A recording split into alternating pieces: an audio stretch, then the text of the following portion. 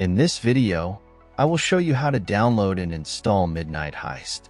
First, we need to download the Steam app. Open your Google Chrome and search for store.steampowered.com. Link in description. Click on the Install Steam button on this page. Once you've done that, at the top right corner of your screen, click on the .exe file and open it. Complete the installation, and once finished, open your Steam app. In search bar type Midnight Heist and drop down you will see the game. If not, check video in description. If you see the game in drop down, click on the game. Right now this game is in early access stage. As we can see, it only works on Windows. Now click on Add to Cart button beside original game.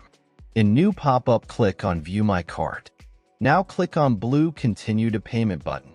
In payment methods, select your preferred payment method and proceed. After you're done with payment, next steps I will show with game I already own. After completing the purchase, go to your library. You can use the search box to find game you just bought or navigate directly to the games category. Next step I will show on game I own. First, click on the game you want to play. Now click Install. Complete installation process. When installation completed, click to play, and that's all. Thanks for watching. Subscribe and help reach 1,000 subscribers mark so I can make more tutorials. Thanks for watching. I hope this video was helpful.